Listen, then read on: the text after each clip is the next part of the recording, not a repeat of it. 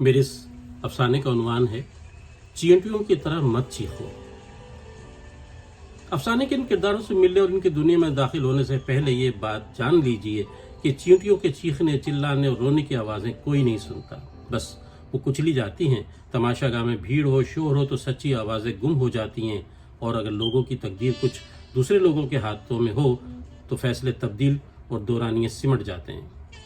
یہ افسانہ دو بھائیوں کا ہے جن کے کوئی نام نہیں، کیونکہ ان کے نام کچھ بھی ہو سکتے ہیں۔ جس سلگتے دن کی کوئی ٹھنڈی رات نہیں تھی، اس روز دھند میں لپٹی صبح وہ دونوں گھر سے ساتھ نکلے، بس اڈے تک ساتھ آئے۔ اس نے چھوٹے کو گلے لگا کر رخصت کیا۔ گھر سے نکلتے ہوئے ماں سے بھی گرم جوشی سے ملا تھا۔ تب ماں نے کہا تھا، انٹرویو دینے یہ جا رہا ہے اور رخصت تو ہو رہا ہے، ہر جانے والوں کو ایسے ہی جانا چاہیے۔ یہ کہتے اس کا دھیان کہیں اور تھا۔ اس نے لمحے بھر کے لیے سوچا کہ ماں کو بتا دے کہ وہ بھی جا رہا ہے، مگر خاموش تھا۔ اسے معلوم تھا کہ چھوٹا شام تک واپس آ جائے گا۔ اس کی اپنی واپسی تو سوالیہ نشان کی طرح ہے۔ وہ اڈے پر بس کی روانگی تک موجود رہا۔ جاتے ہوئے اس نے شیشے کے پار بیٹھے ہوئے چھوٹے کو نظر بھر کے دیکھا۔ چھوٹے نے بھی اندر سے ہاتھ ہلایا۔ وہ اس بات سے واقف نہیں تھا کہ بڑا بھی شہر آنے والا ہے۔ وہ یہ بھی نہیں جانتا تھا کہ بڑے کے ذہن میں خیالات کے پہاڑ کیسی کیلوں کی طرح ارادوں کی زمین میں گڑے ہوئے ہیں۔ وہ پیدل ہی بڑی شاہراہ کی طرف چل دیا، جہاں ایک سفید ہائی روف کھڑی ہوئی تھی۔ ہائی روف میں موجود آدمیوں نے گرم جوشی سے ہاتھ ملایا اور اسے لے کر روانہ ہو گئے۔ تراس قد، گندمی رنگت والے شخص، اس شخص کا بھی کوئی نام نہیں، کیونکہ اسے بھی کسی بھی نام کی ضرورت نہیں ہے۔ اس نے کہا، اپنا موبائل فون مجھے دو، اب تمہیں اس کی ضرورت نہیں ہے۔ بڑے نے کوئی سوال کیے بغیر اپنا موبائل فون اس کی طرف بڑھا دیا۔ شفق پوری طرح نمودار نہیں ہوئی تھی، سڑک صبح ہونے سے ذرا پہلے کے اندھیرے میں ڈوبی ہوئی تھی۔ ہائی روف دور ہوتے ہوئے اس ملکے اندھیرے میں گم ہو گئی۔ اگلے 30-40 گھنٹوں میں اسے بہت سی منزلیں طے کرنا تھیں۔ کچھ منزلیں وہ پہلے بھی سر کر چکا تھا، جس میں حص اور بے حصے کے درمیان باریک سی لکیر کو مٹانے کی مشق بھی شامل تھی۔ اب اسے آنے والی منزلوں کے مرحلوں کو سیکھنا تھا، عمل کا رد عمل اور نتیجے میں فیصلے کی طاقت کے تجربوں سے گزرنا تھا۔ جہاں اسے جذبہ شوق وصال اور عقل سے ماورا جذبہ جنون دل کی تکمیلیت کو روح میں اتارنا تھا۔ اس کا نام آرزو مندوں کی فہرست میں بہت پہلے سے تھا، مگر جب کبھی اظہار کیا اسے کہا گیا کہ صبر کرو، ہم تمہارے شوق اور لگن سے آگاہ ہیں، تم خاص الخاص ہو، تمہارا انعام تمہاری چاہ سے کمتر نہیں بلکہ تمہاری طلب اور تمہارے مقام کے شائن شان ہونا چاہیے۔ وہ مطمئن ہو گیا۔ ایک دن اس سے پوچھا گیا، محبوب سے ملنے کے خواہش مند، کیا تم کڑے امتحانوں سے گزرنے کی ہمت رکھتے ہو؟ میں ہر امتحان کے لیے تیار ہوں۔ امتحانوں کی نوعیت جانے بغیر اس نے بے ساختہ کہا، اور پھر گاہے بگاہے اس کو کڑے امتحانوں سے گزارا جانے لگا۔ وقفے وقفے سے اس کے جذبہ شوق وصال اور عقل سے ماورا جذبہ جنون دل کو بڑھاوا بھی دیا جاتا رہا۔ وہ ہر امتحان میں کامیاب رہا، حتیٰ کہ جب کالے بادلوں سے ڈھکے آسمان سے بوند بوند اترتی سیاہ رات میں شہر سے باہر ویران اور پرانی کھلی قبر میں لٹا کر ساری رات کے لیے اسے جاگتا ہوا چھوڑ دیا گیا، وہ وہاں سے بھی سرخرو ہو کر نکلا۔ تب بہت سے ساتھیوں نے گلے لگا کر اس کی ہمت، بہادری اور ثابت قدمی کی داد دی۔ بڑے کو لے جانے والی ہائی روف اپنے پہلے پڑاؤ کی طرف بڑھ رہی تھی، جو گھنٹہ بھر کی مسافت پر تھا اور جہاں انہیں حتمی منزل کی طرف روانگی تک ٹھہرنا تھا۔ یہ پڑاؤ ایک دن اور ایک رات پر محیط تھا۔ اس دوران میں انہوں نے کئی امور انجام دینا تھے، بہت ساری تیاریاں کرنا تھیں۔ جس وقت ہائی روف کی ٹائروں نے پکی سڑک کو چاٹتے چاٹتے اچانک کچی مٹی سے لپٹنا شروع کیا، اس وقت چھوٹا شہر پہنچ گیا۔ رستے دیکھے والے تھے، وہ یہاں بارہا آتا رہا تھا۔ کچھ ہی دیر بعد وہ ایک بڑی سرکاری عمارت کے دروازے پر کھڑا ہوا تھا۔ امیدواروں کے جمع غفیر دیکھ کر حیران ہونے لگا۔ لمحہ بھر کو اس پر مایوسی چھا گئی۔ وہ خاموشی سے ایک طرف کھڑا ہو گیا۔ لوگوں سے پوچھنے کے بعد اسے اپنی مطلوبہ قطار مل گئی۔ وہ اس میں شامل ہو گیا۔ قطار کچھوے کی رفتار سے اور وقت خرگوش کی طرح چھلانگیں مارتا ہوا آگے بڑھ رہا تھا۔ دفتر کے اوقات ختم ہونے کو آ رہے تھے۔ صبح سے شام تک انٹرویو چلتا رہا۔ ہر چند کے سینکڑوں لوگوں کا نام پکارا گیا، جو کبھی مایوسی اور کبھی شادمانی اوڑے باہر نکلے، لیکن ہجوم یوں دکھائی دیتا تھا کہ جوں کا توں کھڑا ہوا ہے۔ پھر یوں آگے مجمع سارا ایک طرف سمٹنے لگا۔ چھوٹے نے دیکھا کہ ایک طرف سیڑھی پر کھڑے ہو کر کوئی شخص کچھ اعلان کر رہا ہے۔ دور ہونے کے سبب آواز یہاں تک نہیں پہنچی، مگر پوری خبر تھی، اس لیے چاروں طرف پھیل گئی۔ باقی رہ جانے والے نوجوانوں کے انٹرویو کے لیے دوسرے روز بلوایا گیا تھا۔ یہ سب دھوکہ ہے، بہانہ ہے، کوئی چلایا۔ اندر بیٹھے لوگوں کو ذرا بھی احساس نہیں ہے۔ کوئی روحانسا ہو گیا، یہ بے حس ہو گئے۔ کوئی دانت پیستے ہوئے بولا، اس عمارت کو آگ لگا دو، کسی نے مکہ لہراتے ہوئے کہا۔ میں پہلے ہی کہہ رہا تھا کہ ہمیں نوکری نہیں دیں گے، ایک اور بولا۔ ایسا نہیں ہے، میں نے خود ان صاحب کی بات سنی، وہ کہہ رہے تھے کہ آپ مایوس نہ ہو، کل آ جائیں، اور ہمارے پاس سینکڑوں آسامیاں خالی ہیں۔ کسی نے دیکھتی زمین پر لفظوں کے ٹھنڈے چھینٹے مارے۔ مایوس لوگ ہمیشہ کی طرح بک بکا کر اپنے دل کی بھڑاس نکالتے ہوئے اژدھے کے منہ کی طرح کھلے ہوئے بڑے پھاٹک سے گزر کر ادھر ادھر بکھرنے لگے۔ نصف سے زائد لوگ چھوٹے شہروں سے آئے تھے۔ اگر دفتر والے چاہتے تو انٹرویو کے اوقات دیر تک بڑھائے جا سکتے تھے، لیکن چینٹیوں کے رونے اور چلانے کی آوازیں کون سنتا ہے؟ چھوٹے نے لمحہ بھر کو سوچا کہ گھر لوٹ جائے، مگر آخری جملے نے اسے امید کی ڈور سے باندھ دیا تھا۔ شہر میں بڑی خالہ کا گھر تھا، رات گزارنا کوئی مسئلہ نہیں تھا، لہذا قریب ترین پی سی او سے ماں کو فون کر کے بتا دیا تاکہ وہ پریشان نہ ہوں، اور پھر بڑی خالہ کی طرف چلا گیا۔ دروازہ سدرا نے کھولا۔ وہ بڑی خالہ کی اکلوتی بیٹی تھی، اسے دیکھتے ہی سدرا کی بانچیں کھل گئیں۔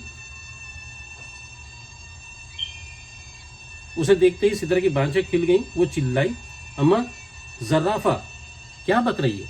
اماں نے چھوٹے کو دیکھتے ہی اسے ڈانٹا، تجھ سے بڑا ہے۔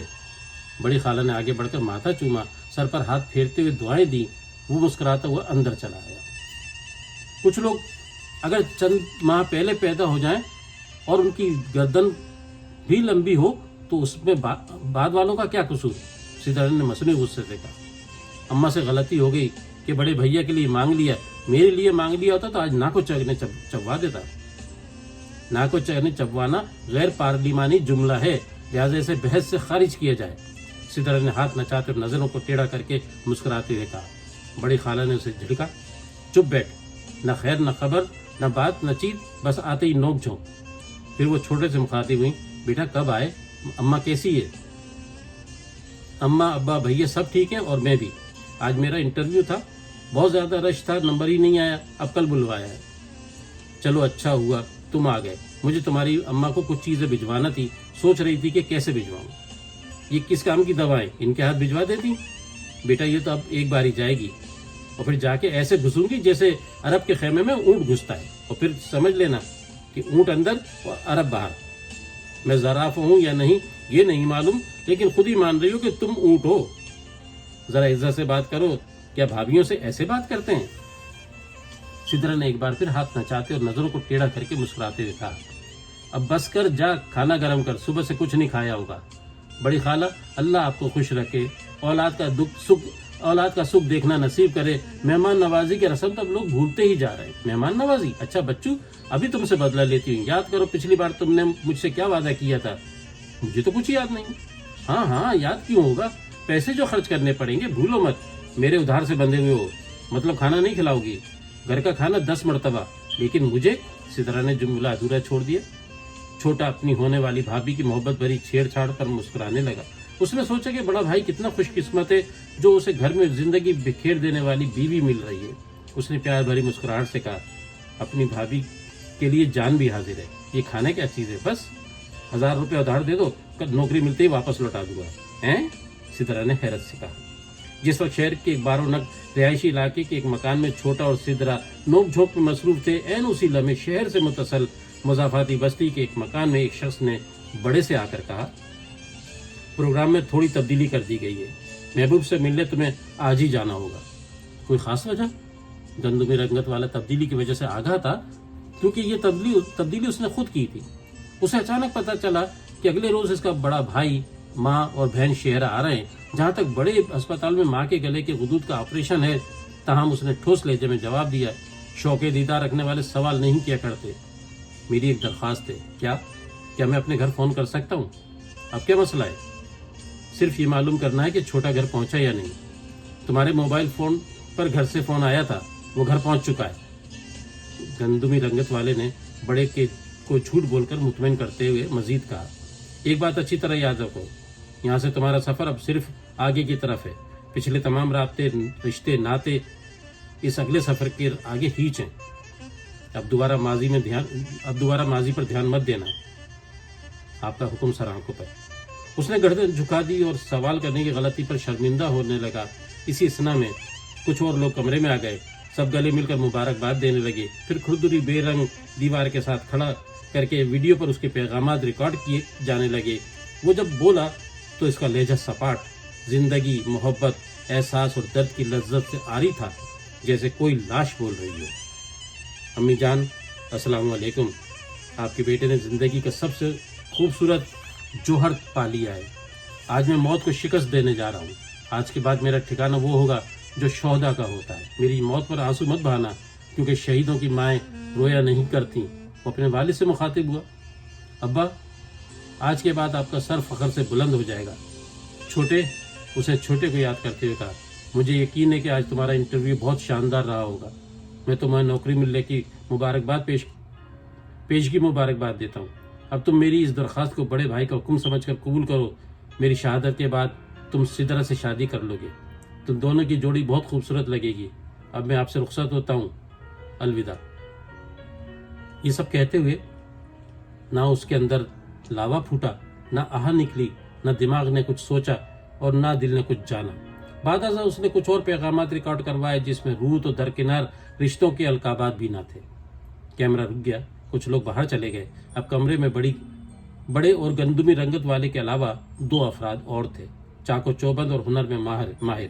دونوں نے انتہائی مہارت سے کچھ امور انجام دینا شروع کر دیے۔ گندمی رنگت والا بڑے کو سمجھاتا جا رہا تھا، بڑا سنتے ہوئے کہیں اور کھو گیا۔ اس کا دھیان چھوٹے بھائی کی طرف گیا جسے آج صبح اس نے یہیں آنے والی بس میں بٹھایا تھا۔ اسے یقین آ گیا تھا کہ وہ گھر لوٹ چکا ہے۔ گھر کا سوچتے ہی ماں یاد آئی۔ ماں اس وقت سو چکی ہوگی، وہ جلدی سو جاتی ہے۔ ابا کو بہت سویرے فیکٹری جانا ہوتا ہے۔ اس کی نظروں میں ابا کا جھریوں بھرا چہرہ گم گیا۔ یہ جھریاں بڑھاپے اور بیماریوں کا ملا جلا نتیجہ تھیں۔ اب وہ بوڑھے ہو گئے۔ چھوٹے کی نوکری لگتے ہی وہ ریٹائرمنٹ لے لیں گے۔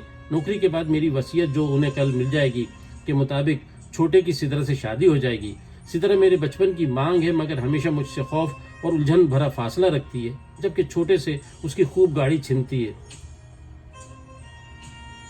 جیسے دونوں ایک دوسرے کے لیے ہی بنے ہوں۔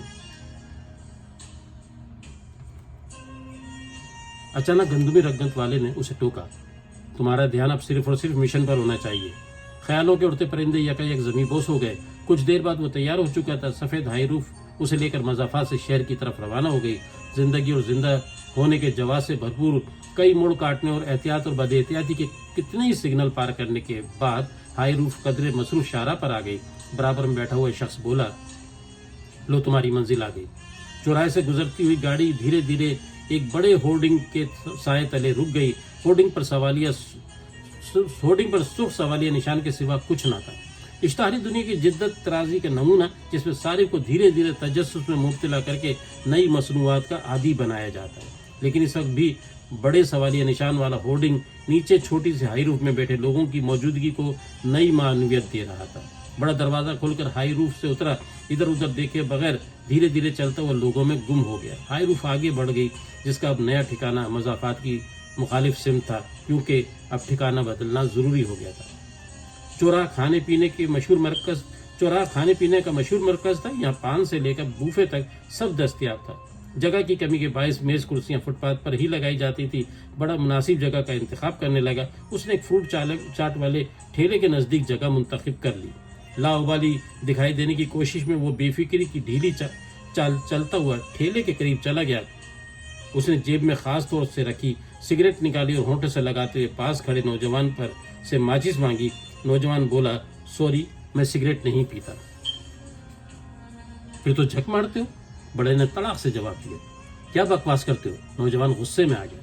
بکواس میں نہیں کر رہا، تو کر رہا ہے، بڑے نے مزید ہوا دی۔ تمہارا دماغ خراب ہو گیا؟ نوجوان چیخا۔ ابے او، تو میری ماں کو گالی بکتا ہے، میں تجھے جان سے مار دوں گا۔ بڑے نے فوراً پیترا بدلا۔ نوجوان بھونچکا رہ گیا۔ میں نے تمہاری ماں کو کب گالی بکی ہے؟ نوجوان کی بات سنی انسنی کرتے ہوئے بڑا چیختے ہوئے سینہ تان کر آگے بڑھا۔ نوجوان گھبرا کر پیچھے ہٹ گیا۔ اتنی دیر میں آس پاس موجود کئی لوگ قریب آ گئے۔ اس لمحے گندمی رنگت والے کا کہا ہوا فکرہ چھناکے سے اس کے دماغ میں پھیل گیا۔ یاد رکھو، مقصد عظیم ہوتا ہے، انسان نہیں۔ ہاں، جو انسان عظیم مقصد کے لیے جان دیتا ہے وہ عظیم ہو جاتا ہے۔ جو خود جان دے وہ پرواہ نہیں کرتا کہ اس کے ساتھ مرنے والے کون تھے، کیسے تھے، بس ہر رکاوٹ کو توڑتے ہوئے مشن مکمل کرو۔ یہ سوچتے اس کا ہاتھ حرکت میں آ گیا، لیکن مقافات کی اس خشک زمین پر فیصلوں کی بارش برسانے والے آسمان تلے وہ اس بات سے بے خبر تھا کہ فروٹ چاٹ کے ٹھیلے سے 10 قدم آگے باربیکیو ہوٹل کے باہر بچھی ہوئی کرسیوں پر چھوٹا اور سدرا بیٹھے اسی کے بارے میں گفتگو کر رہے ہیں۔ शोर शराबा सुनकर छोटा हंगामा देखने के लिए उठा। छोड़ो भी, ये तो रोज का मामूल है, सिद्दर ने बैठने का इशारा करते हुए कहा। देखूं तो सही, आखिर अचानक हुआ क्या है? ये कहते हुए वो आगे बढ़ा। कोई मेरी माँ को गाली बके में बर्दाश्त नहीं कर सकता। छोटे के कानों से जूं ही ये आवाज टकराई, वो चौंका।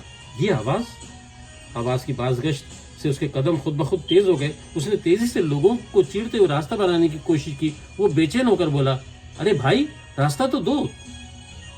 नहीं मालूम ये आवाज की तड़प थी, खून की कशिश या कोई और मकनातीसी ताकत के रास्ता बन गया और वो जुम को चीरता हुआ करीब से करीब होता चला गया। यकायक लम्हे मुंजमिद हो गए। आंखें पत्थर, दिमाग वजनी पहाड़, दिल बर्फ की सिल और धड़कनें बर्फ की तरह जमे हुए दिल पर बूंद बूंद चिपक गई। लोगों की भनभनाहट चींटियों की चीख की तरह हो गई, जो मौजूद तो होती है मगर सुनाई नहीं देती। छोटे का शक यकीन में बदल गया। आवाज उसके बड़े भाई की थी। जब उसने पुकारा तब तक बड़े का हाथ बटन के ऊपर पहुंच चुका था। उसी लम्हे कई रोज से शल दिमाग और मुंजमिद दिल वाले रिश्तों के अलाव में मोहब्बत के डंठल पर पहचान की सुलगती चिंगारी भड़की, मगर तब तक देर हो चुकी थी।